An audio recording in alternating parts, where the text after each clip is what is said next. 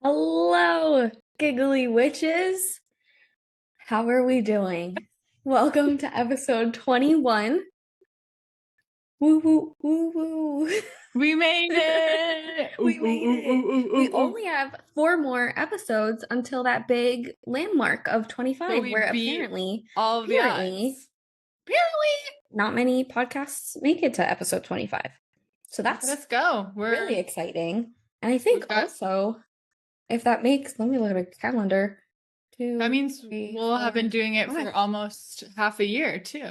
And episode 25 would come out January 2nd. So we're starting the year on like a record podcast number. That's so exciting. Wait, did I do that math right? This is 21, 22, 23, 24, 25. Yeah. Look at us. Look Who at was us. that? Who Look was at that? us. Look at us. Very Excuse me, I'm gonna be burping this episode because I'm drinking a soda. But I need it because I am sleepy girl TM today. I can't keep my eyes open. It's rough out here. This episode is brought to you by Coca-Cola. It's not. It's not. Sorry, Coca-Cola. Don't send us a cease and desist. It's not. I'm a little bit pissed today because I was searching for the glass bottles here in Mexico. Could not find. Didn't find it at that one. I didn't have the will to go on to the next little tienda. I was like, I gotta hike my ass back home. I got giggly witches to record. Yeah. Well, today we are going to talk about surrendering. Yes. Because that's like the fourth and final step of manifestation, which obviously we go 1, 2, 3, 2, 3, 2, 3, 2, 3, and then 4. A lot of times 2, 3, 4, 2, 3, 4, 2, 3, 4. Yeah. We'll talk about the steps. But surrender is that tricky one where it's really hard to understand because it's a little bit intangible. And I think it maybe like looks a little bit different to different people. And like the way that I was taught to explain it, I sent that to Pam and she was like, nope, that doesn't make sense to me. So we're going to talk about it some more. She was like, I'm going to take this really literally. And I don't think that's like, give me a little suspension of disbelief. I know. But that's okay. We're working on it. But I have not read this book, but I keep thinking of that book with the title, The Subtle Art of Not Giving a Fuck. I haven't read the book, but I feel like that's kind of what surrender is getting that energy of, it's not that you don't care, but it's that you're in this like space of, if it happens, I'll be so grateful. And if it doesn't, I'll be fine. It's like peace. Yeah, it's finding that space of peace. Yeah. And allowing. So we're going to get into that. But first, we gotta have silly goofy time. Silly goofy time. We should make a jingle. We absolutely should. It's SGT time! Ooh, ooh.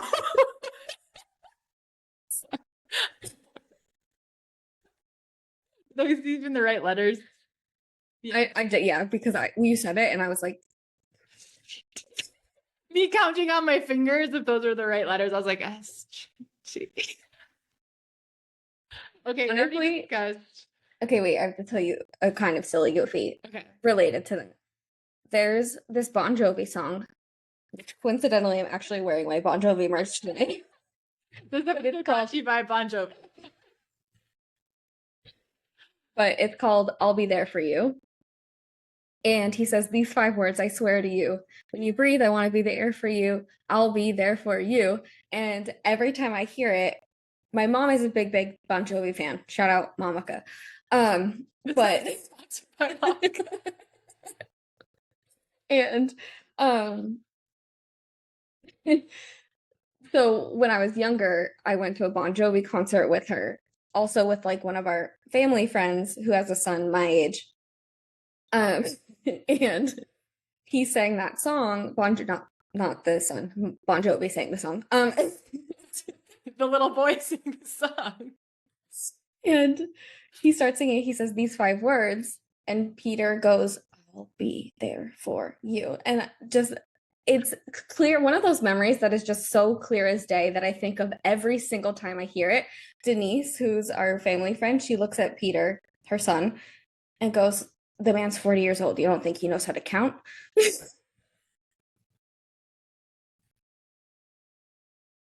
You don't think he double checked before he published this? He recorded the song? You don't think anyone along the process was like, "Hey"?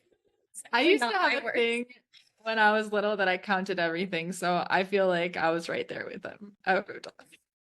I know. Yeah. Excessively counted. And I would also, I don't think I've told anyone this before, but I would obsessively memorize license plates. Oh, I know, I do that too. And then we would get home and I'd be like, "Mom, these are all license plates I just saw," and riddle them off. And she'd be like, "Okay." I was like, "Are you not impressed? You're not entertained?" But I'd just be muttering under my breath, like, then I'd be like, the next one, I'd be like, I feel like.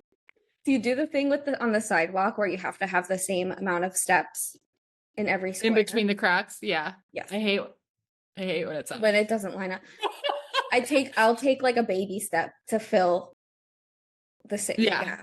I'll like, or like triple, I'll like trip a little bit. Yes. Yeah. Or like just really big to make it. Where I'm like, "Oh," they're like, "What?" And I'm like, "Oh, is there dog shit or something?" No, I just had to get the right amount of steps in that. Yeah. No, I needed. I also had a thing for a while that I couldn't stop like typing everything out like mentally, and my fingers would go like this. Like during a conversation. Yeah. I did that for like 2 years. I don't know. It was like when I learned how to type really fast. And I couldn't stop, like, I'd like do it under the table, like when a teacher was talking, I'd like type out what she was saying on my lap. I'm really fast typer now. People are impressed all the time. Damn, Sadie. Anyways, share with us, Giggly Witches. What weird shit did you do when you were a kid? Or now. Or now. Oh my god. Okay. That's silly goofy time. Okay. What have you got? I have 2 silly goofies and 1 story. You already know the story, but I thought I'd share it because I did practice some protection magic. But my first silly goofy we just talked about, but I feel like who else does this? I was thinking about how I've been menstruating for like 2 full decades, which is crazy that I'm old enough for that to be true. I was at first I was like for 10 years and I was like, no, that was 23, Sadie. You're there. And I still get confused every month when I get really weepy for like 3 days, but my body doesn't feel different yet. And I'm like, why can't I stop crying of everything? And it's not even that I'm like really sad. Like I'll like happy cry a ton. I'm just like everything. And it's like beautiful. I'm like, everything's so like whatever. Everything's making me cry. I'm watching kids play, splash around in the water. I'm like, oh, they're so cute. And then I wake up like, and then I'm like, oh, I have cramps. Oh, my period's coming. Every month for 20 years, I get caught by surprise that I'm crying all of a sudden. I'm like, why am I crying? I feel so like much? That's such a universal thing, though. Like everyone I know is like, oh, right. Right.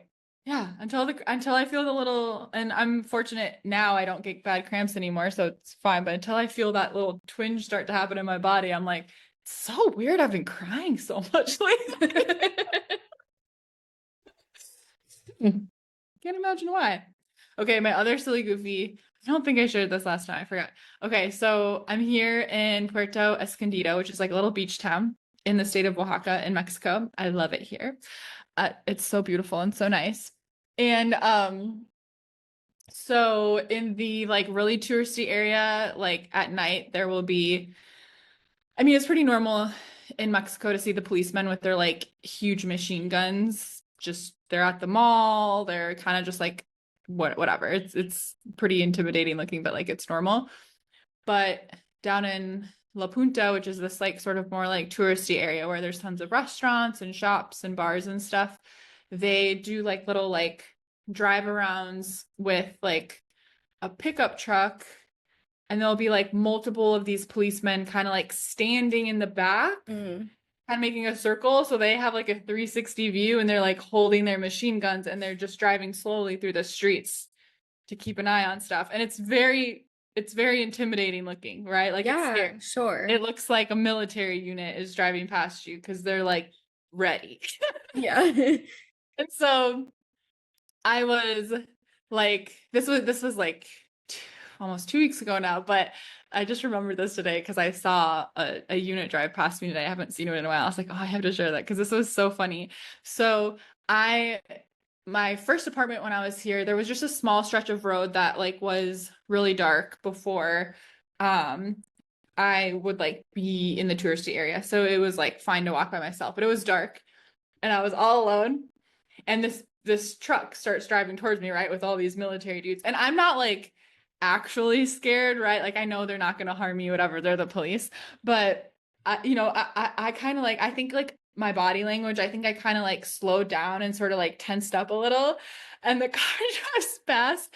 And I have to emphasize, they said this in English in unison. They're holding their guns like this. They all lift up their one hand and all wave and go, hello, in the happiest, nicest voices you could ever imagine. I'm like, how did you guys do that in unison? And you all said hello and not hola. It like made me dizzy. It was the strangest thing I've ever seen in my life. And it was so cute because they like 444 right now. Because I think they just like kind of like all probably just saw me kind of like tense up, you know? Yeah. They were like, she's not from here. And then like 30 seconds later, I like met up with my friends and I was dying laughing and I explained it to them. But it was so cute. It was just a bunch of men holding machine guns. Oh, the happiest voices. Imagine. Just like such a juxtaposition. You're just like, wait, your brain can't process it. Like it being in English too. Yeah. It's so funny. I'm like, how did you guys all do that? Like together, the wave, yeah, it was so funny. Those are my two silly goofies. But I also, so really, I'm going to make this story very fast, but a reminder to all of us, one, to take the practical steps to keep yourself safe, of course, but two, don't forget to ask for protection from your spirit guides or your go-to protector, deity, angel, etc. Because I had a situation this past week that I was alone at the beach for sunset and I was kind of far from home and there was this guy that was like staring at me and kind of creeping me out. And then when I got up, he got up. And then like I had to walk like a good like hour down the beach because I had gone far. Lesson learned not to do that. But he kept like perfect pace with me the whole time. Like if I slowed down, he slowed down. If I sped up, he sped up. And at first I was like, oh, he just wants to talk to me, like hit on me, whatever. Like, but then after a while, it was like, he's still not talking to me and he's still very clearly like hanging out in my peripherals. Like I can see him. And a few times I was just going to be like, hey, you know, just like say something, but I didn't want to. I just wanted to be by myself. I didn't want, no. I'd already had somebody talking to me at the end of the beach. Like I just wanted to be alone that day. I wasn't feeling friendly. Normally I am. You guys know me, but I wasn't that day.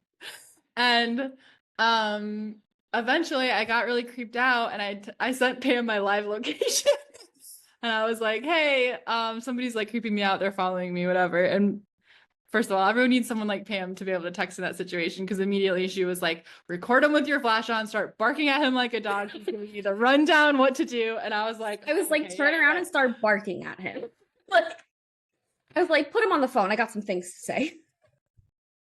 I just turned around and like, my friend wants to talk to you. Yeah. And like to emphasize, like I was safe because it was very public area, like, you know, like I'm at a beach, but I was concerned because I wanted to just walk home and I didn't want him to keep following me, obviously. I know where you are staying. Exactly. So anyways, like right before I had texted Pam, I finally went, oh, I just need to ask for protection. So I literally said like, Hades, can you send this guy away? Like, can you just distract him or just put the thought in his brain to turn around and leave me alone? And then I texted Pam and we were texting for a little bit. And I was like, I texted her, I was like, okay, I'm going to do a 360 to see if he's still there because I haven't caught him in my periffs in about 5 minutes.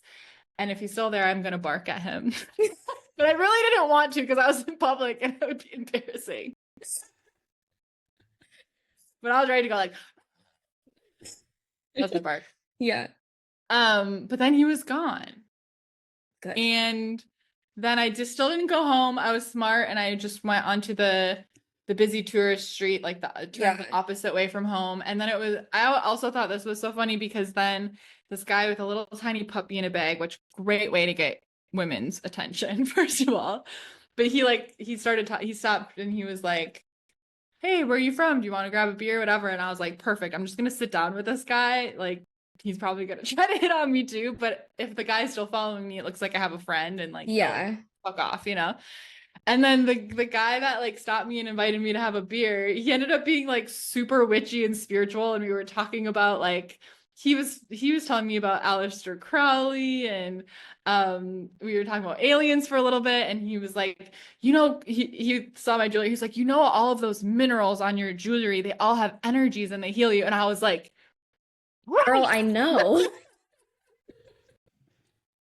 And I just thought I was like, the universe is so cute. Like, I'm not feeling safe. And then they're like, here, we'll just bump you into this person. That's your vibe. And you can just hang out for like, I don't know, like an hour or two. And then I went home after I just felt confident that guy wasn't around anymore.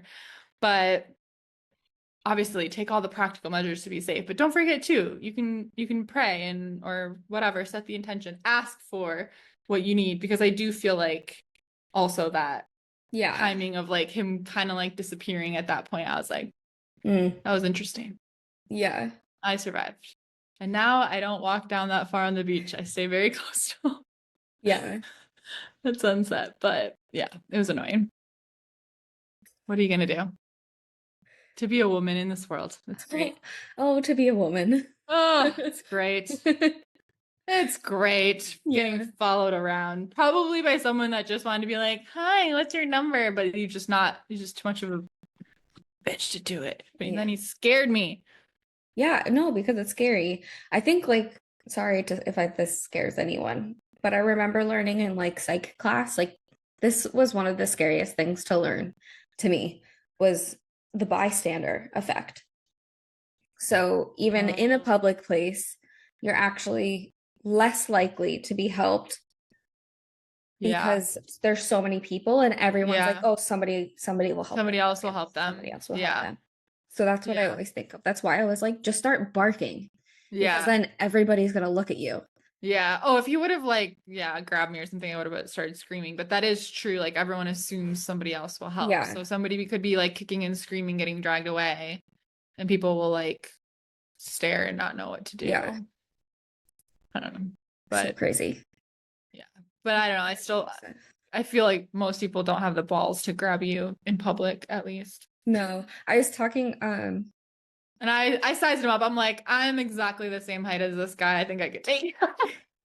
I always say I'm too big to kidnap. I know that's not true and I need to be careful, but mentally it makes me feel strong. Yeah. I'm very snatchable. Yeah, you're the perfect size to kidnap. I was talking to Hannah about it. Because I was like, oh my God, like kind of scary. This just happened. And I was telling her, I was like, and it's so weird because I had a dream. Oh yeah, that's right. You dreamt that I like sent you my location. Yeah. That also so weird. So crazy. So crazy. And so that's like what I was telling you, because we're talking about like the weird spiritual things that have been happening this past week to us. Yeah. And I was like, oh my God. And I had this dream, blah, blah. And Hannah was like, honestly, I love going out with you because everybody leaves us alone.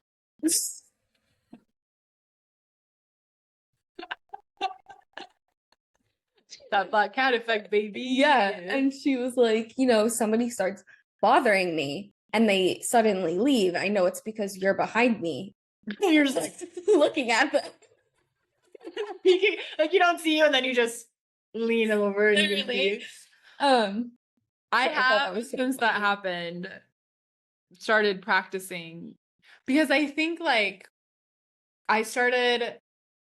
so I watched the Marilyn Monroe movie and then I got really interested in the way she was taught to use her energy to expand and contract. And so I started doing that like every single day. And I've been like manifesting crazy shit. Yeah. Right? Like I haven't shared all the details of it, but Pam knows everything, just like weird stuff and like weird timing. And it's just like fucking crazy stuff that doesn't make sense and whatever. So I'm like, okay, that's cool. But I think now I need to learn to draw it back in because it's getting annoying. One. And then two, that happened. And I was like, yeah. The past like week and a half, I was like with somebody all the time. So nobody was approaching me. And then they left. And now everybody's like approaching me again and talking to me. And I'm like, oh, I'm not into this at this time. Like I'm not for this. So the past 2 days I practiced that where I was like, I'm just gonna draw in my energy, I'm gonna hug it in tightly. And yesterday nobody talked to me when I was out and about for like 3 hours. Not one person, which never happens. So I was like, there we go, we just gotta draw it back in. So crazy. Getting better at it. Good. I know, I was like, we need to learn from. It's really weird. There's a couple things like that where like I would love to learn from you how to be more like open, and I think you need to balance each other. And then there was something else you were talking about how you're not very good at approaching people, but people always approach you, and I was like, no one approaches me, but I'm really good at approaching other people. Yeah. Weird. We got that. Balance each other. Yeah. That's so funny. Yeah. Dang. Crazy stuff. What's your silly goofy? Okay, so I'm gonna try to not ADHD this and be really good about focus panicking in my eyes. I know, because I do want to. I always mean to look at what time we start, and I always forget. I think we started about on time today. Yeah. Oh no, we did talk for a little bit, probably like 10 minutes. Yeah. Ish. Okay. So I have two things to preface. I know it's just the beginning of December, but I was thinking about, you know how people are like, what's your word for the year? Like, what's your word for the year? Mine is kind of two words, a phrase. But I really want to focus on like lean in, like how both you and Aline were saying that. And I want to lean in. And I thought this was also kind of connected to surrender. Yeah, absolutely is. It kind of fits. So first thing I want to say, my first footnote is about New Year's, because it's December, because we're nearing the end of the year, you're going to be bombarded with messages about it being the end of the year and you need to focus on like your goals and not failing and what have you even done this year, like kind of things. And I really want to say, if you're not feeling New Year's right now, if you're not at that place where you're like, I am ready to set goals for the next year, the astrological New Year is not until April. Yeah. New Year doesn't even begin until April because you are like, give yourself permission to be on the astrological New Year and not have to like adhere to, you know, the general society New Year, because then spring comes, April comes, and you can literally plant your new seeds with the spring and just. Yeah. I always like to think of it like, I like celebrating the like society's New Year to get clear on like what I want that year to look like, and then do like that first like quarter of the year basically as like the deep energy work, because that's more conducive to winter time. So it's like I love, and that's why I've been doing year ahead readings where I'm like, okay, like especially for December, I'm like, your job like this month especially, but even the first couple months of the year is like do the deep like healing energy work for yourself, so that when Aries season comes and I always have a fire under my ass, you're super clear, and you've done lots of inner work and you're just like ready to go. I have rest, renew, and reflect written down for like, hell yeah, you know, December to April. So that's my preface. Once we start talking about New Year's right now, and it's December 3rd, it'll be December 5th when this comes out, but whatever. But I don't know if you've thought at all about next year, but I was going to see if you had a word you wanted to use for 2025 before I started yapping a lot. It's a big question, so we can always come back. Yeah, I don't know what my word or my phrase will be yet. We always do that monthly in the scripting club. We pick our like month, like word 1 to 3 words that we're gonna focus in on. I think I don't know. I'm gonna think about that more. I haven't decided yet. What was your one for December? I wrote, where's my notebook? Now I don't even remember. I wrote, no, I remember one. One was like romance, like romanticizing life. Love that. Creativity. Because like I feel like the first half, or I felt like in October I was like painting a lot and doing a lot of art. In November I didn't really do that, but I was having a very social November, so that's okay. Yeah. It was romance, creativity, and oh no, sorry, it was flirty. Like flirting with the universe. Flirty, creative, and I think fun. Love that. Fun. Yeah. Yeah. Okay. So with this lean in, just because I've been thinking a lot about it recently, meaning the last week. But there's been a lot of change in my life.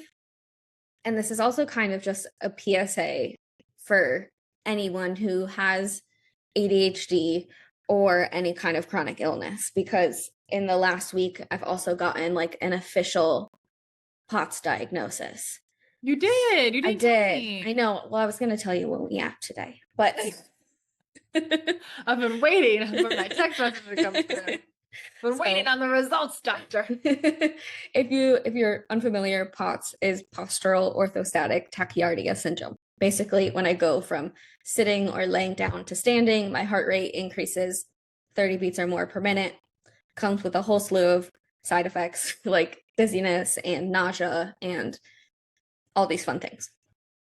But I really want to lean in different ways. So yeah. One, I want to focus on leaning in to my intuition. And I've been saying this all year, and I think I finally understand how, because I think I've also just been fighting for so long to do things in the way that we're taught to do things, in a way that society teaches us to do things, and it's just not working for me. Yep. I have a lot of notes and I feel like I'm going to get out of order.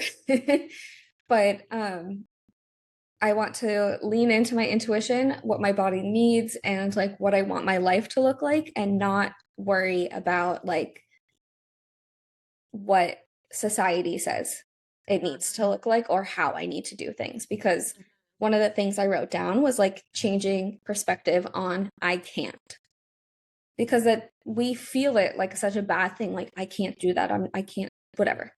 Yeah. But it's not always a bad thing. It's like I can't just get up and start running and or like you know, like do things in the way that a normal quote unquote person would be able to, because fun fact that I learned is that people with POTS, it takes 3 times more energy for us to just stand up than and again, quote unquote, normal someone without this type of illness.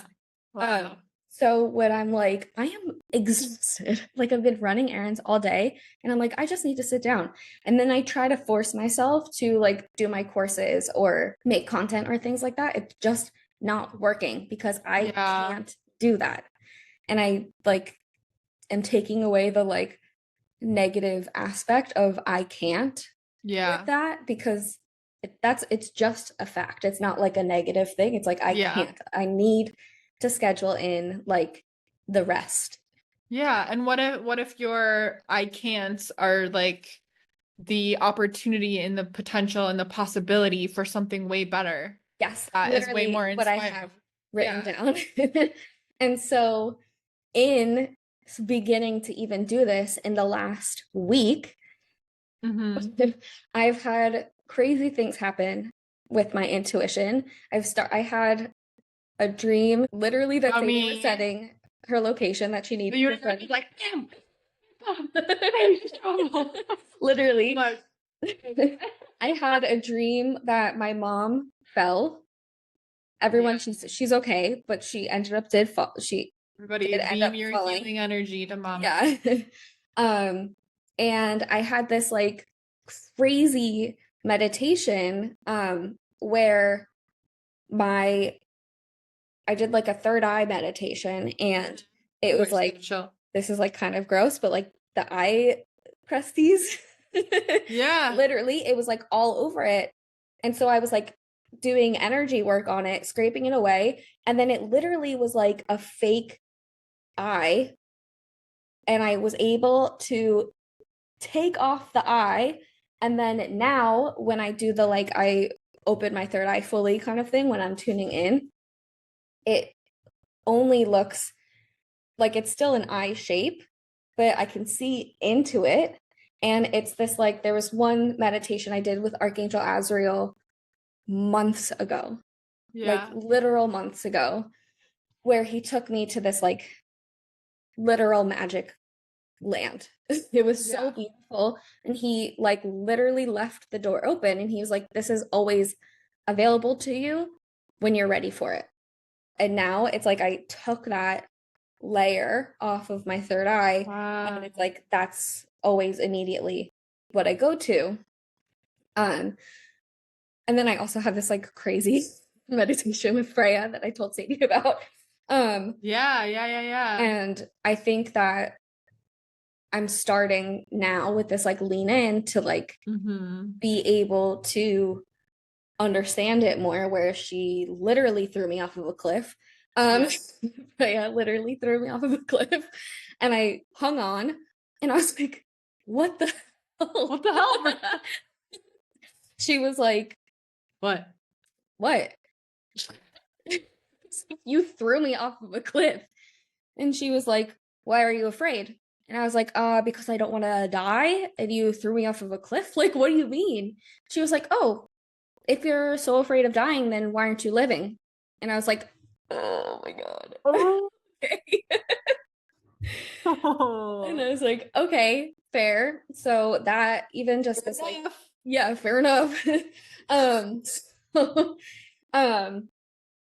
even just like this 1 week of like trying to do things the way that my body and my brain need me to actually do things has opened up my intuition so much more. And another thing that I saw somebody on Threads write this, and I wish I had their name, but they were like, for my ADHD and for my ADHD friends, they were like, the best thing that I've ever learned is to gamify everything. Like, if you have to clean up your kitchen, like what I've started doing is like, I have a record player that also plays like cassette tapes, and I have all these cassette tapes from my mom. So I'll even do like, okay, by the time I have to flip this cassette, by the time I have to flip this record, like I'll have picked everything up in the kitchen. And it's like that, even that, you're just like, okay, gamify.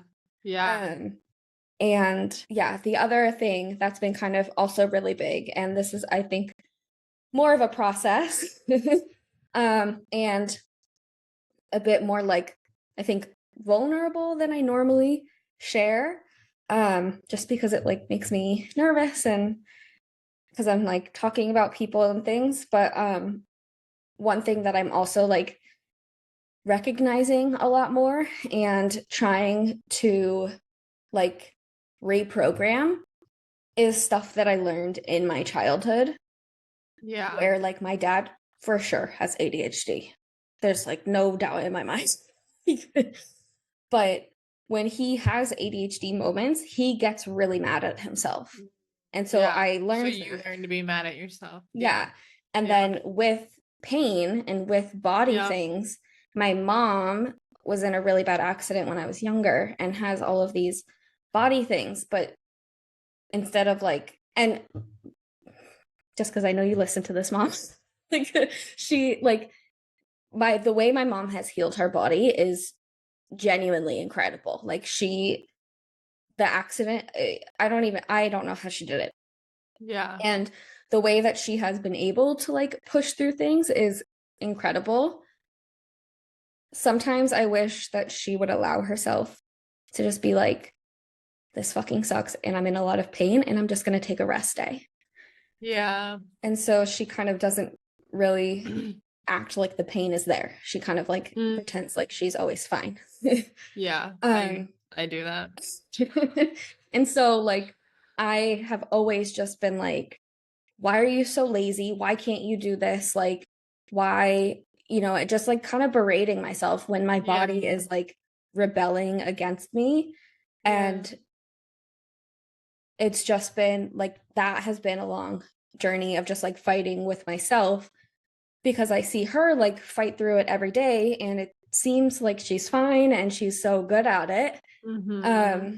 So I'm like, why can't you do that? And why are you so lazy? And why are you always making excuses?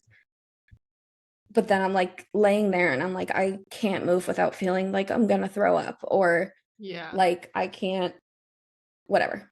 You're right. And then there's like connection to like guilt and shame. Exactly.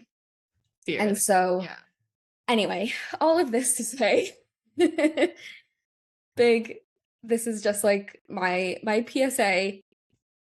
If you need to lean in to the ways that your body needs to do things, if you are chronically ill, if you have any kind of mental health issues or like things like that you're dealing with, just know that it's okay. And we're not making, this is not like we're making excuses. This is like an opportunity to learn how to do things that work for you in a way that works for you. And also it doesn't have to be like a 0 to 100 because that's not going to work. It just isn't. And especially I think with ADHD and my Aries energy, I'm like, oh, I can this will be it, and 0 to 100, and then obviously that doesn't work and I get upset and then I have to restart 3 weeks later when I finally am able to do it again. But and then I think where we can kind of get silly goofy with it is, I wanted to say, okay, so part of this too, sorry, I've been yapping a lot. It's like hard for me to talk about, so I'm just like, get it out. But don't be sorry. Never apologize for yapping. One thing I saw, did you watch Ted Lasso? No, but I know I should. It's really good. I literally have no idea what the premise even is, but I love that actor. It's so good. But I saw this TikTok of like all of his like best quotes, and one of them was be curious, not judgmental. Yeah, honestly, I think that's one of the keys to life. Is curiosity. Yeah. And I think that's a really big part of this leaning in process, is one of the big things I wanted to say, is like, okay, like be curious. Okay, why isn't this working for me? Not like, why isn't this working for me, you idiot? Like, you know what I mean? Be curious, not judgmental. And so that's kind of where the silly goofy can come in the like, okay, add a playful curiosity of like, okay, if I can gamify things, how can I do that? If I can like, whatever, fill in the blank of however you want to add a curiosity like element to this. And then the other like big quote was Wicked. So I didn't have any Thanksgiving plans, so I went to see Wicked again by myself. And there's this one scene right before Popular where she's still Galinda at the time, but she is like, okay, like let's share secrets. And so finally Elphaba shares this big secret, and she's like, XYZ, this is all my fault, I'm not going to spoil anything if you haven't seen it yet. And Galinda says, that might be your secret, but it doesn't make it true. So that's kind of like the way that I feel about the I can'ts, is like, okay, that might be your thing, but it doesn't make it true. It doesn't mean that you cannot do it. It just means you can't do it this way. Yeah. If that makes sense. Yeah. I think. Okay, now I'm done. No, that's so amazing, the perspective you have on that. And that's what I wanted to ask you, like, and it sounds like getting a diagnosis has helped you rather than made you like spiral and be like, no, I have this thing. It sounds like it's helped you feel more grounded. Kind of, yeah, because it's been like really validating.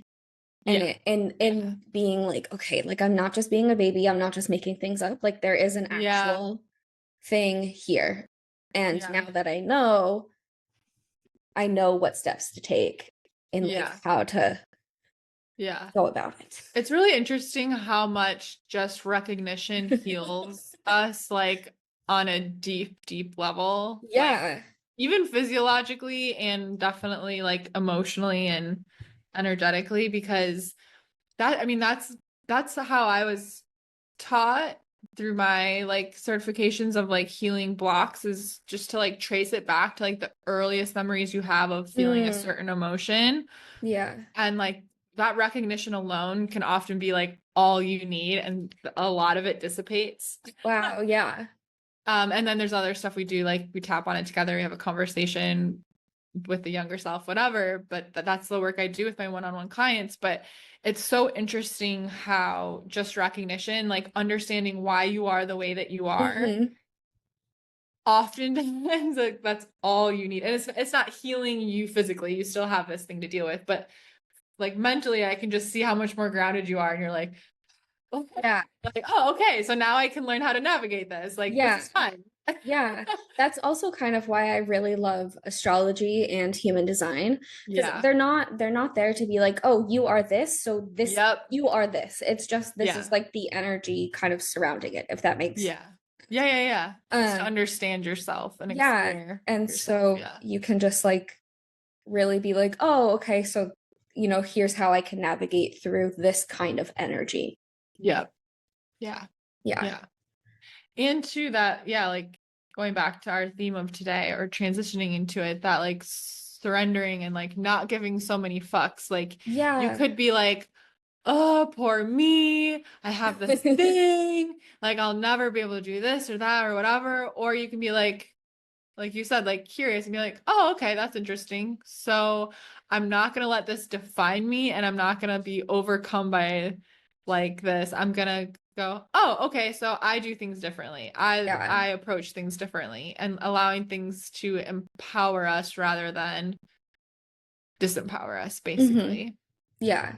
And you can have that moment of being like, oh. And you're still gonna get frustrated. In the future, for sure, you're gonna feel like poor me sometimes at some point, I'm sure. But overall, you're kind of like, oh, okay, now I know. So now I can plan. Now I can be curious. Now I felt like that.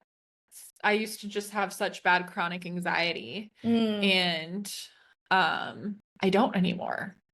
And I mean, that's just been like a lot of different factors, I think. But a lot of it though was learning how to be curious about it throughout my own spiritual and healing journey, and being like, well, why do I feel like I'm in fight or flight mode? Why do I fear death when I am just in the grocery store? Like, why am I like, why do I feel like I'm in a war zone? Right. Like what is this about? And often just like the recognition and coming back into the present moment, and like I would start to feel more peaceful and grounded. And at first I could only hold on to that for 5 seconds, 10 seconds, a moment. But now it's more like, oh, like today my anxiety popped. I woke up anxious.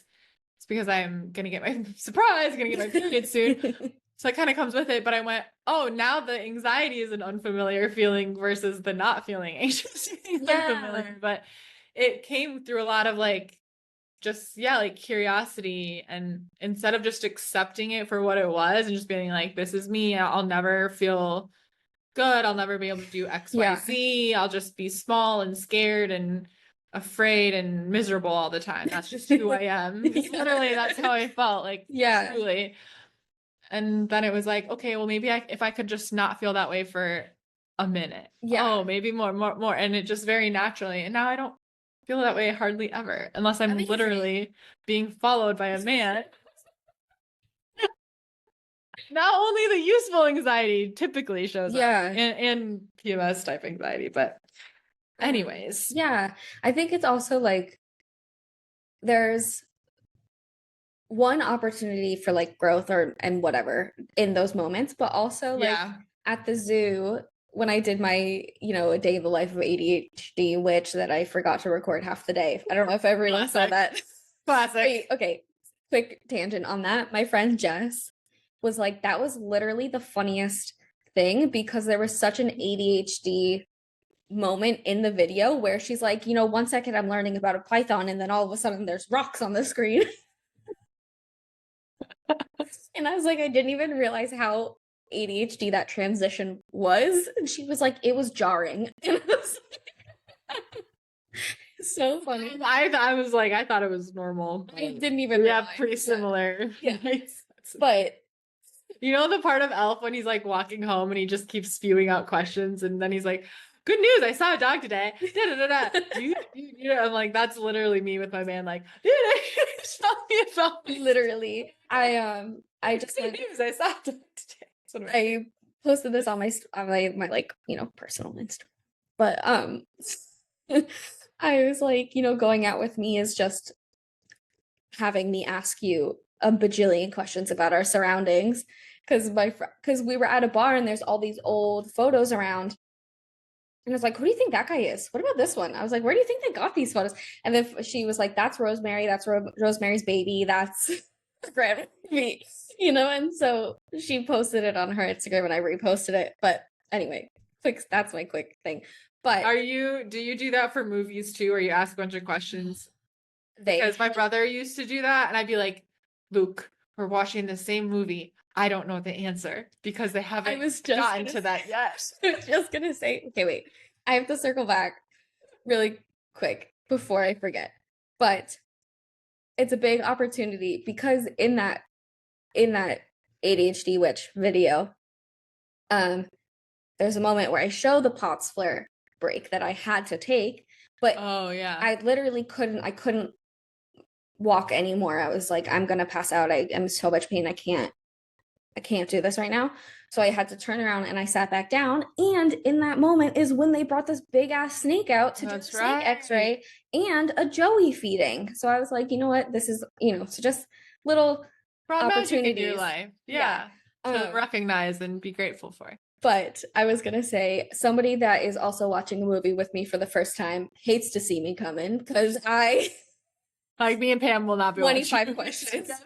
But I just saw this TikTok of this kid. He literally bought a projector and above, like on the ceiling. I saw that. the all the facts about the actors and oh my god. Yes. He's like the mom's looking up and reading it and her eyes are going back and forth from the screen and then oh my god. That was so funny. I have a live tweet thing from when I was on tour one time. And we went to go see the Batman with Robert Pattinson. And immediately off the bat, I just started asking questions. And so then I got yelled at by everybody to stop asking questions. So I started tweeting it. And I was just like, does he control all the bats? And they were like, it started. He came out and doesn't have magical powers. And I was like, why is he a bat? And then you just heard all of the guys go, oh, Jesus.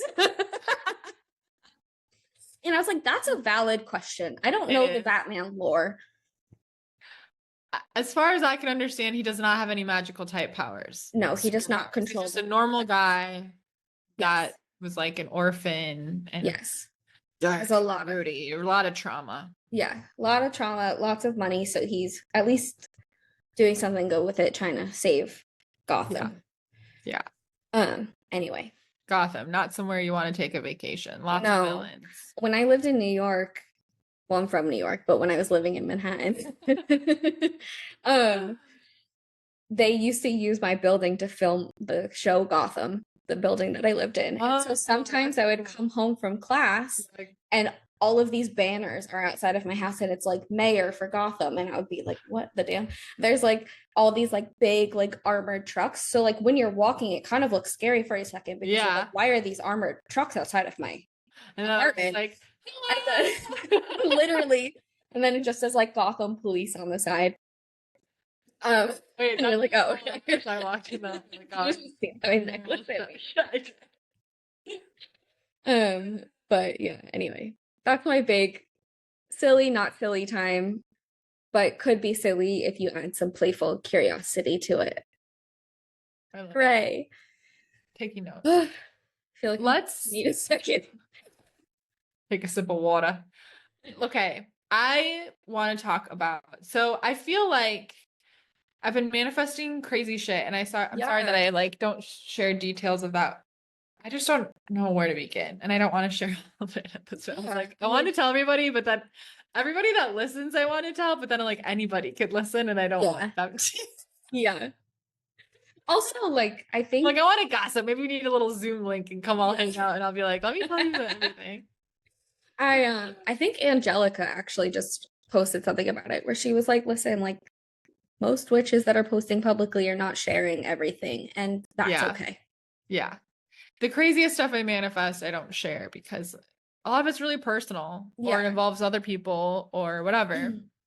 Or sometimes I don't believe in this, but sometimes you just don't want to jinx stuff. Yeah. They don't necessarily believe that, but yeah, I don't know, whatever. Someday, I always tell the full stories later on, but you'll write a book one day. I feel I have a lot of books to write. I got some stories, but I've been honestly since I've been in Mexico, I just feel like things have been kind of crazy. Yeah, and I wonder what your astro card. I don't have a line that runs anywhere. No, I was kind of looking that way for a second. Okay, we'll watch the replay. I don't have a line that runs anywhere close to near Mexico City. You can still click on it and it says stuff. It says something about like, I think it says something about like marketing and like like you'll be popular, which has been true. Yeah. I have been very popular. I've made more friends than anywhere else I've traveled, which has been really fun. Yeah. So it's definitely true, but I've been really reflecting on like what's different about my daily practice, my energy, my mindset, the way I'm approaching manifesting things because like, I mean, I've been traveling for almost 2 years now and spell work is no longer a big part of my practice because it's not feasible. Easy. Like in Bali, I did a little bit because we would do it together and I was there longer. So I would like buy candles and stuff like that. But like, it's all happening like in my head and I'm a very good visualizer. Yeah. Of course. So that helps for sure. Why should that mean it's not real? It's not real. But I feel like what I've honestly like mastered and what I guess has been brought to the forefront to me where I would notice the feeling of attachment and getting tight and then I would hear almost like my guides kind of being like you have to stop giving so many fucks. And it's not about not caring because I care very deeply for the things I've manifested. Of course. But, like not giving a fuck is like it's so hard to describe, honestly, but it's like the detachment of like, I'll be okay either way. And if this doesn't work out for me, it just wasn't meant for me. Yeah. Yeah. It just wasn't meant for me. And like, I can still be sad. I can still be bummed it didn't work out or whatever.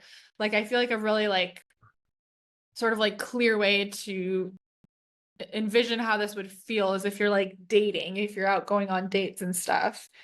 And you find somebody that you like have a crush on, you're starting to really like them and you start getting that tight feeling of like fear of like, do they like me as much as I like them? Is this going to work out? Am I texting too much? You start getting the attachment starts to grow, right? Yeah. And then I do this. I get really annoyed at myself if I'm like, well, they didn't text me back enough or like I've been sending longer texts than they did or whatever. Which hasn't been my recent experience at all, but a somewhat recent experience where I found myself starting to get like agitated. And this was a moment where it was really clear where it was like, look, that you're enjoying connecting with this person. It's so lovely. It feels great. But if it's not going to work out, it's just not the person. Yeah. And I went, oh yeah. Yeah. So why do I need to give so many fucks? Yes. I can still be all in, heart open, leaning in, but if they pull back, I can still feel like, oh, I can still feel hurt, but it doesn't mean anything about me. It just means, oh, well, that's exciting. One less person I know isn't my husband. Yeah, exactly. Kind of This vibe, makes more sense to me than the Amazon example.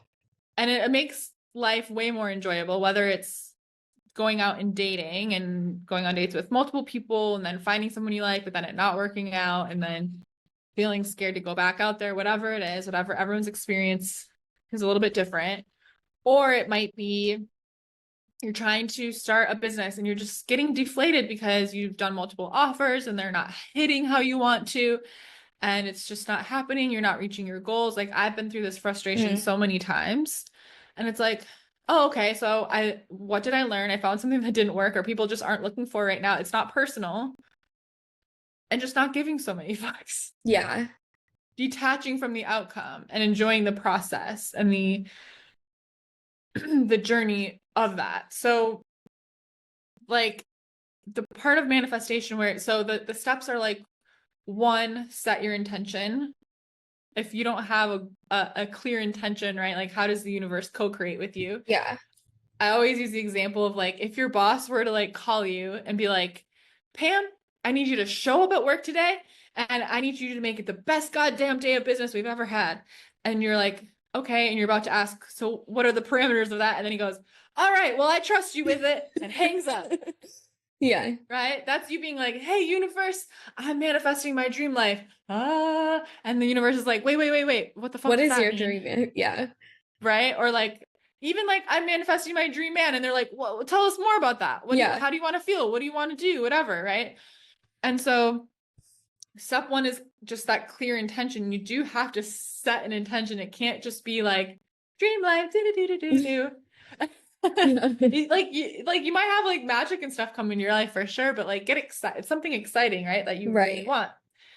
And then the step, like, I'm like, what order? It's not, I'm like saying it in order, 2, 3. I'm like, these you kind of go within these, but one of those steps is the energy piece, the energy work that goes into it, alignment. It's that like making your mind agree with your heart. Your heart wants something, but your brain goes, we can't have that. That's not for you. That's too big. That's unreasonable. People will laugh at you. We'll fail, right?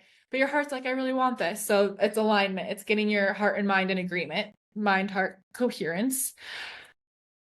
That's tapping, like visualization, energy stuff, right? Okay, that's what I was just gonna say. Is that like aligned action?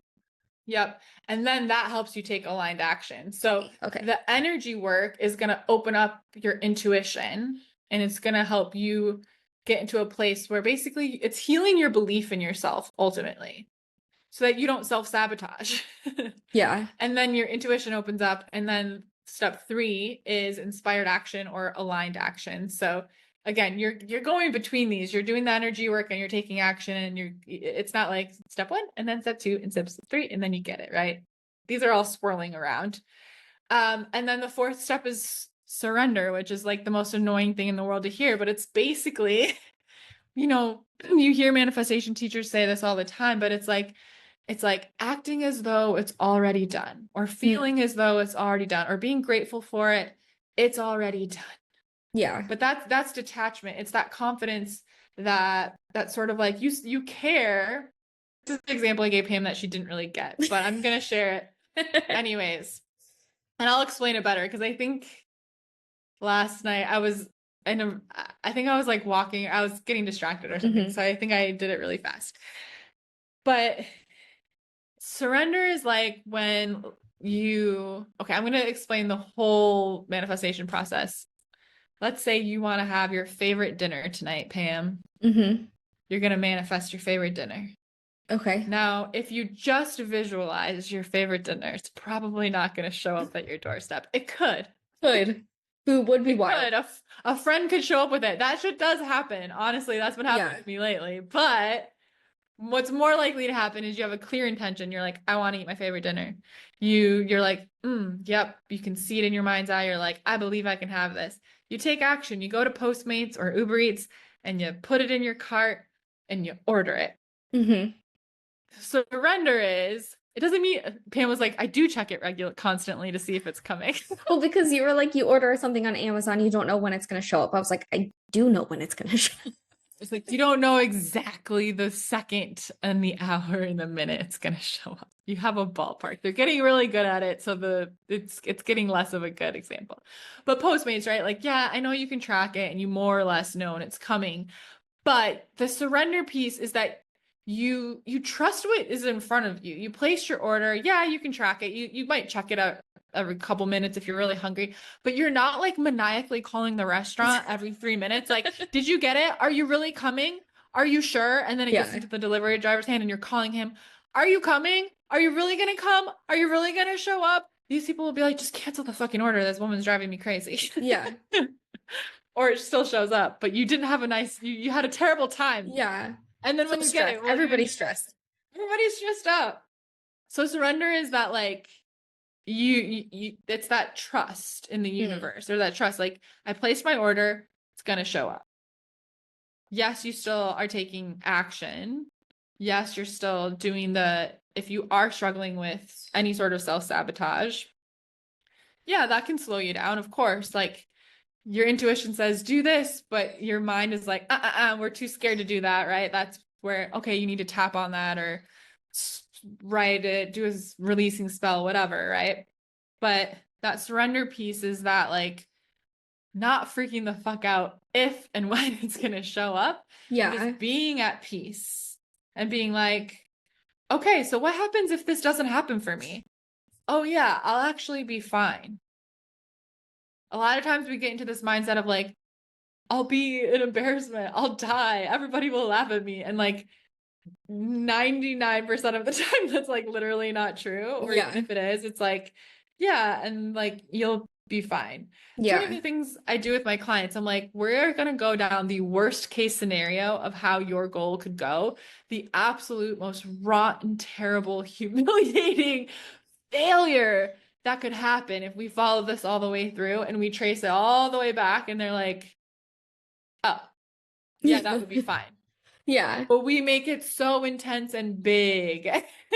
Yeah. Right? Like that person that you have a crush on that maybe you've gone on a few dates with, but they're like, you feel their energy pulling back and you're like, oh, not again. This is happening to me again. And then you think about it for a second. You're like, wait, do I actually like them, or do I just care if they like me? Yeah. And actually, I do like them, but like, yeah, I'm gonna be fine. Yeah. It's not that serious. No.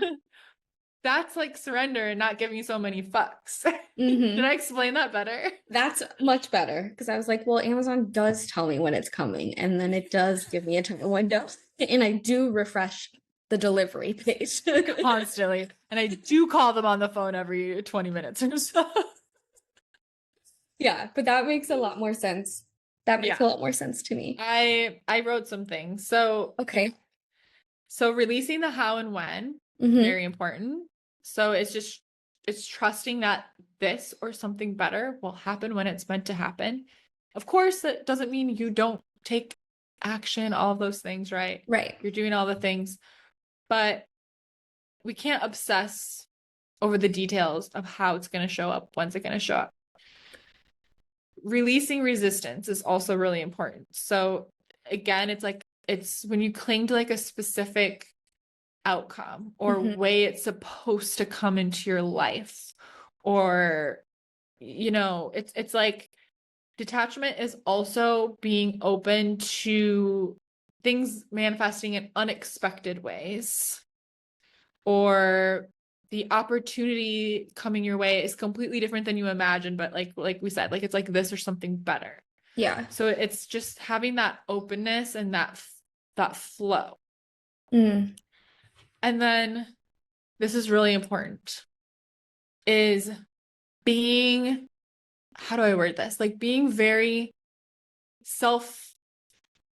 not self-aware, but like self-sufficient, like taking charge of your energy and not allowing this outcome to determine whether you're happy or not. Just like you shouldn't let another person determine how you feel in any given day that you're like dating or friends with, right?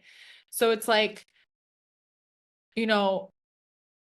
I think I got this from Gala Darling. She says like your number one job is to feel good. And I always share that with everyone too. It's like job number one every single day, feel good. And then everything else is extra. That's kind of what my like cherry tattoo always reminds me is like everything else is the extra cherry on top. Like I'm good. I got what I need.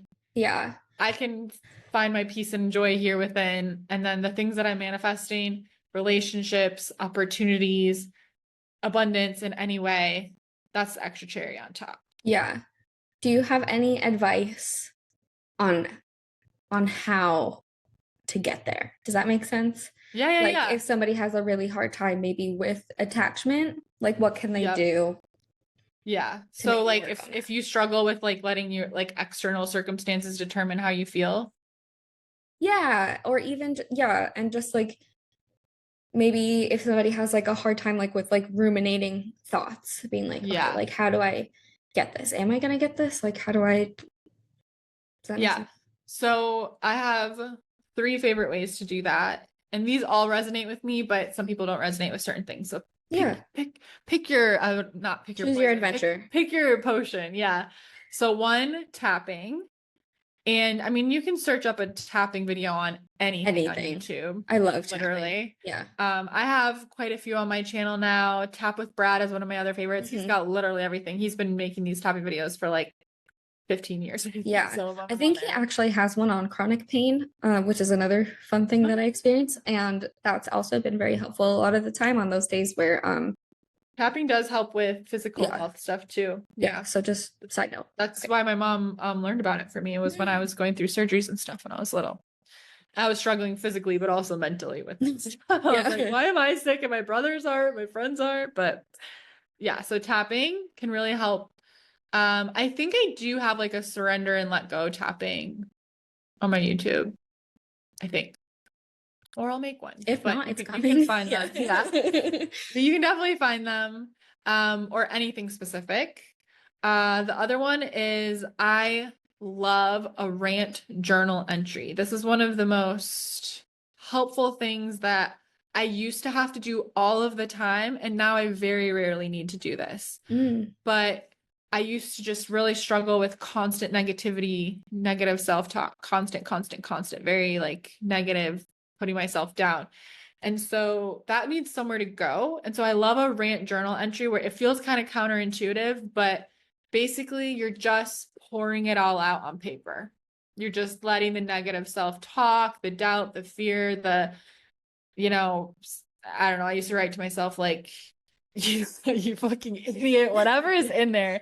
And it feels weird to write it out, but it's giving it somewhere to go. It's helping like release out of your body. Yeah. Yep. And then since we're witches and we like to take ritual a step further, like it's great to like tear it up, like shred it up or burn it carefully and at your own risk.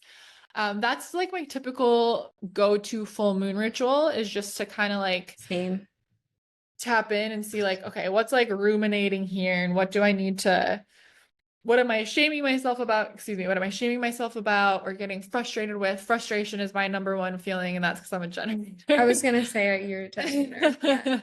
So I deal with a lot of frustration if I'm not in my, zone. If I'm not responding, my thing is to respond.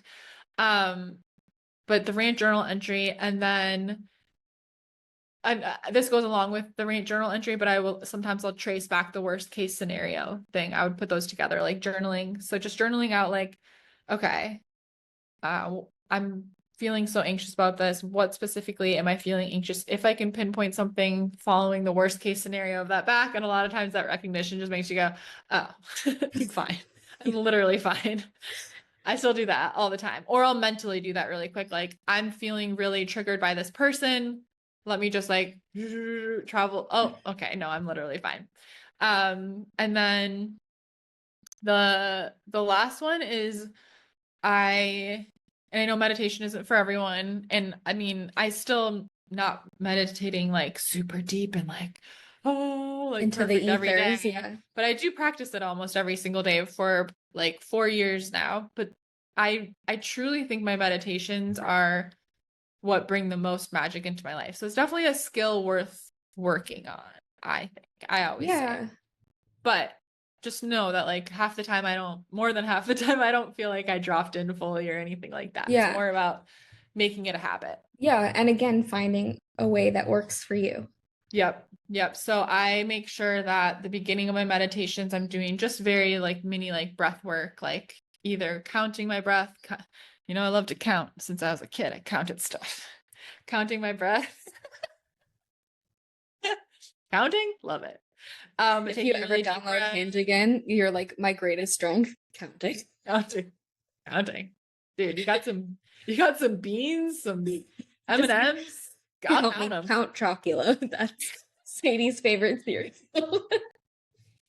I've never been on Hinge. I sent you that TikTok. Where I was like, this is me to you, and it's that girl that was like, I just recently downloaded Hinge again. Ew. Ew, ew, ew, ew, ew, ew. And he's like, bestie. She's like, I don't want to be mean. He's like, bestie, you just said ew 9 times. I really enjoy though, because Pam sends me lots of screenshots. And then I'm always like, oh, they're funny. And she's like, they're gross. Like, okay. I'm like, Sadie, his career literally says probably a serial killer. Like, this is like, not. I'm like, LOL, that's so funny. Like, no. My red flag is that I don't see red flags. Everything. I'm colorblind.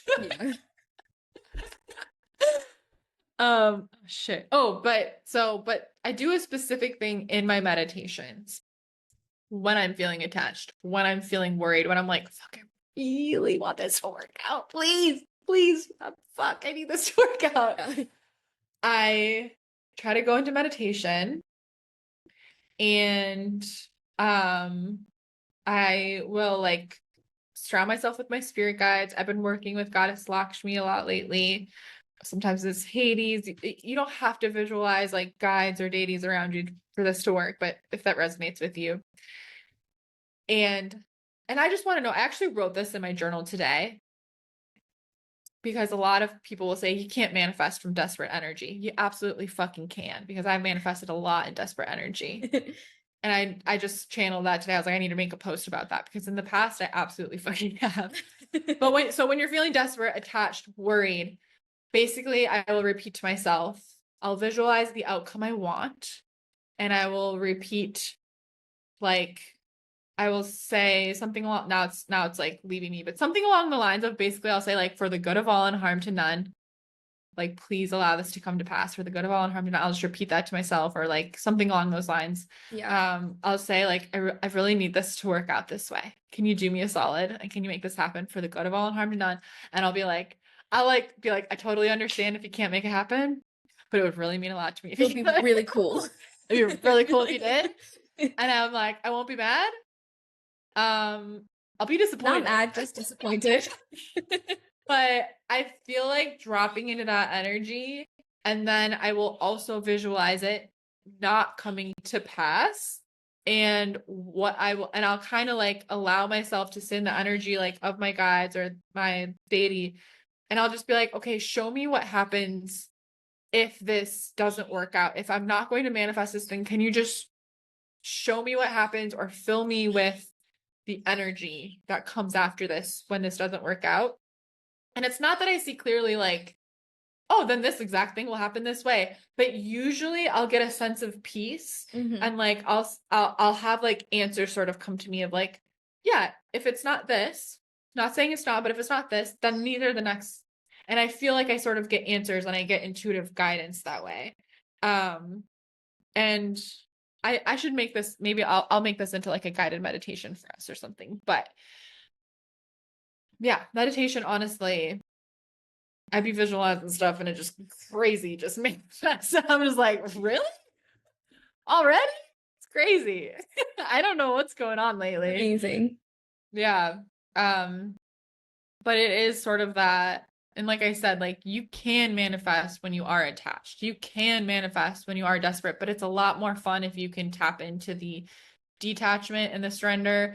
And I do think it is easier, because in that space, your intuition can light up, right? And you can take better, more aligned action, rather than like throwing spaghetti at the wall in desperation. Oh, I don't know, all this chaotic stuff, right?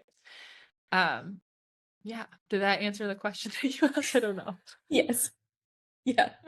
Let me see if I've got any more notes. Yeah, I mean, practicing like just presence is the biggest art form, honestly, of surrender, just being super present in your life, not future tripping. Every time you find yourself future tripping, just come back to the present and you're like, oh yeah, everything's fine here. I'd love to have that thing. I'd love to have that money come in, that new client come in, that new job, say, yes, you're hired. I'd love for all that. But like, actually, like, I'm chilling. I'm cool.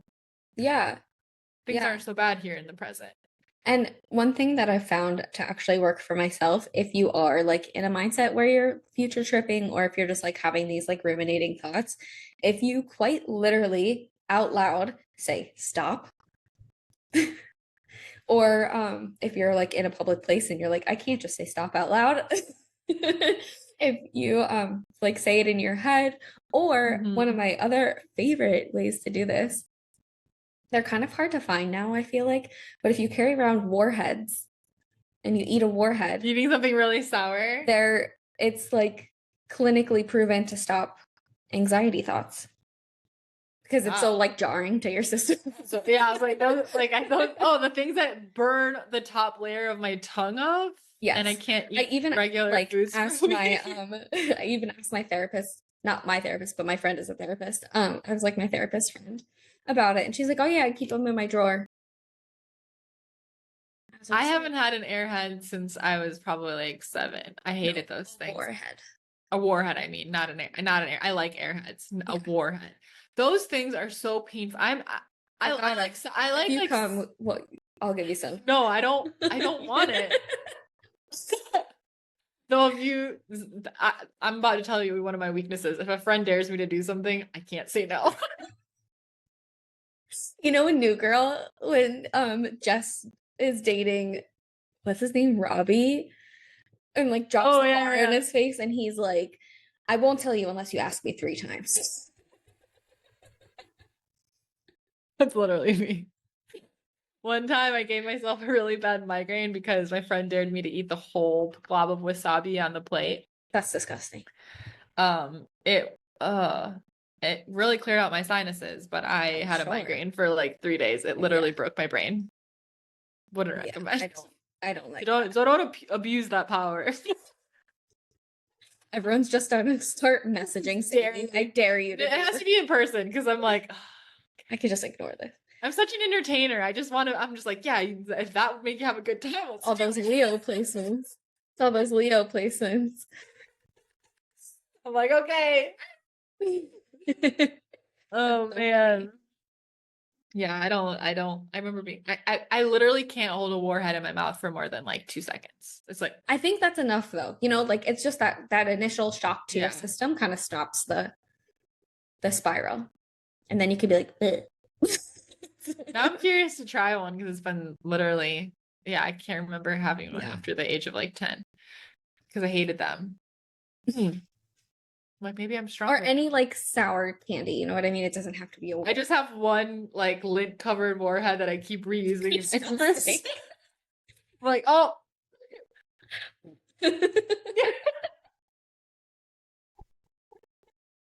Gross. You're like, Sadie, that doesn't even look sour anymore. I'm like, no, it's not. It's not sour a month ago. Rolling around in the bottom of a bag. Oh my god, that's so funny. That's surrender, folks. Do you feel like we covered the topic of surrender? I think so. I think you said it very nicely. You're much better at when I have like I can't wait to listen back once I go through my right now you're having a moment. You're like, no, but when you were speaking about the way you were surrendering and your journey with the pots and everything, that was all very clear and very inspiring. So I feel like I sharing that really fast sometimes because I'm just like scratches my brain correctly. I don't know. Everybody let us know. Are we talking too fast? what was I gonna say? Oh, the other thing I was gonna say is I've been manifesting so crazy, and I'm putting together in the form of like a 7-day Hot Witch glow up challenge that's going to be free, and I'm going to have it come out on Friday. But if you're listening to this on Thursday, the link will be available, so you can go to the show notes and get on. If you're already on my email list, don't worry about it. If you already received my emails, you'll get it. But it's going to be a fun little free challenge where each day I'm just going to show you like one of my other like little energy techniques that I use. One of them is going to be the Marilyn Monroe meditation. That's super fun. Some tapping, some journaling that we talked about. Basically it's just going to take you on a little 7-day challenge to explore all of the things I use very regularly in my life and the things I've sort of pinpointed have been different in the last couple of months that have helped me just like be a really crazy manifester. So sign up for that in my email list. But if you're already on my email list, just watch out for it incoming, hopefully on Friday. I'm planning on Friday. All I need to do is record the meditation. I have it like scripted out and everything else is done. But yeah, coming on Friday. Very cool. Yeah, I think it's gonna be fun. Yeah. Excited. Can't wait. And it'll help you detach and surrender and not give so many fucks and have fun in the process of manifesting. So you'll pick like an intention and use the 7-day process to go through and work on manifesting it. It'll be super fun. Very cool. Yeah. Yeah. Well, that's all, folks. What else you got? Also, if you want to book a 2025 year ahead reading with me, and you want to do it together before the new year, I would book this week. Because I was like, oh yeah, I got plenty of spots left. But then I looked at my calendar and I was like, wait, that's coming up fast. And I can only do like one a day because they're long and I have other work I do too. And I've already booked quite a few. So if you want to do that and you want to do it before the ball drops at midnight, I would definitely take a look at the show notes and check that out. But basically, it's been really fun to do these so far. Basically, I do psychic channeling and then we pull tarot cards, and it's going to help you create a roadmap for your year. So it's going to help you with clarity. It's going to help us really uncover like what is the healing, the energy, the spiritual type work that's going to help you succeed and create like so that next year at this time you're feeling so grateful, so excited, so proud that you achieved everything you wanted to achieve. So if you want to go into the new year feeling like this is what I need to work on to make this the best year yet, come get a year ahead reading. And then we're also going to be doing my world famous or us famous. This will be my 3rd year. This will be my 4th year for me and 3rd year teaching or leading a year ahead scripting session inside of the Hot Witch Scripting Club. So basically this is doing like in creating a vision, and it's not about locking in like every month I have to do this, right? Basically creating a plan so that then you go in month to month, maybe with us in the scripting club or on your own, and continue to write in more detail and continue to shift, change, evolve your vision. But like we talked about in this episode, that clarity and that intention is the first step to manifestation. So it's like, we're going to set intentions for the new year and begin envisioning the big picture. And then month to month, you can start envisioning that on a smaller scale and breaking it down into tangible, practical steps for yourself. So come join us in the Hot Witch Scripting Club. That'll be on December 30th in the evening. And then I have my classic Hot Witch tarot readings if you want to just do a classic reading. Amazing. Honestly, that year ahead reading was a really great time to do what we were talking about before, is like that rest, renew, reflect to get you. That's what everybody, that's basically every reading I've done so far. We've kind of made a plan of like, all right, you're going to zone in on these things in your inner world. The BTS.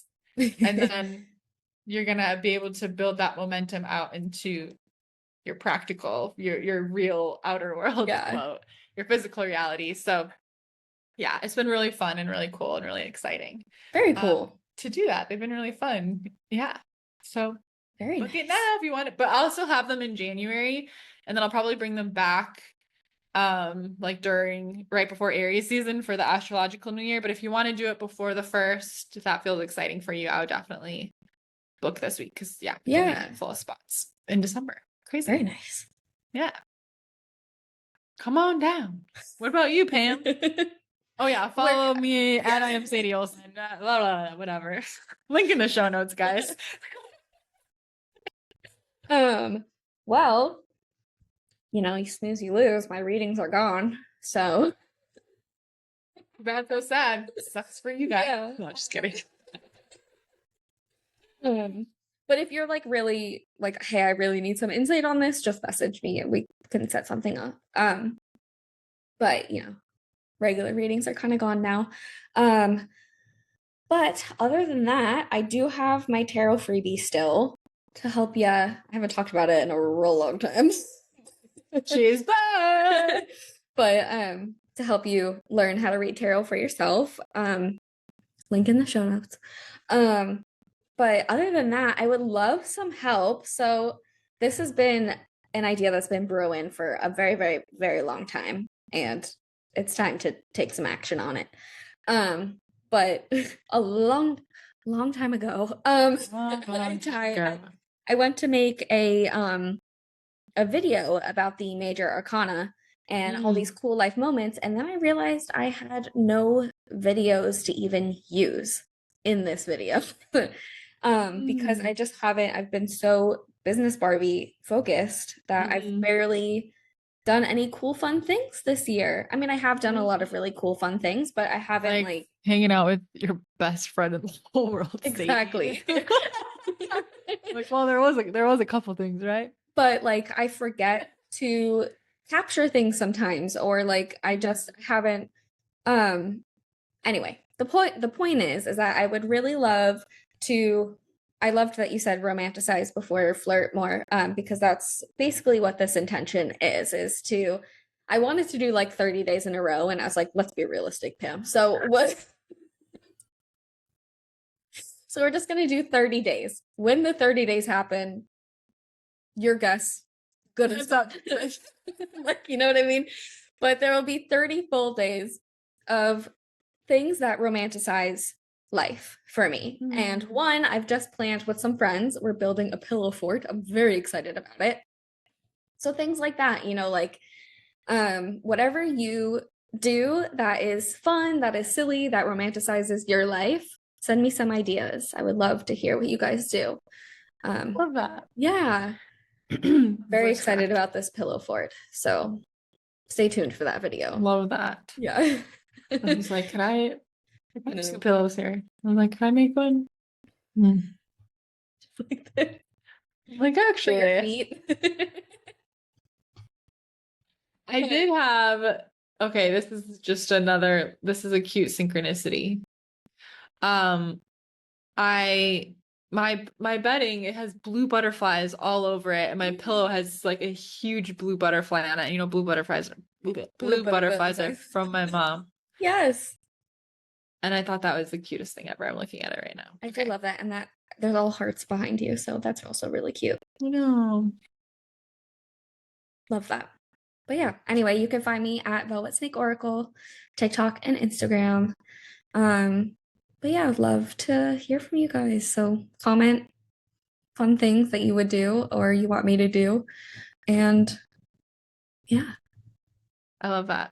It's a flirt with the universe challenge. Yeah. I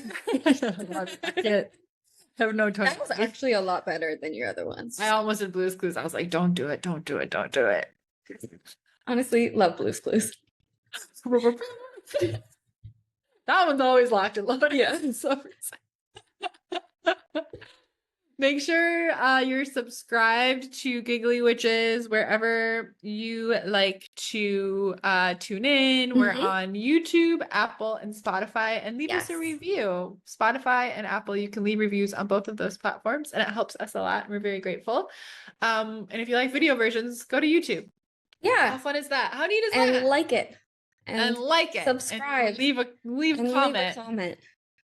We love you, Giggly Witches. We're so grateful for you. Happy holidays. Next week, we're going to do a like grounding and protection for the holidays because we know we all need a little bit of that. No matter how much we love our families, we still need it. So we'll see you next week. Bye. Bye.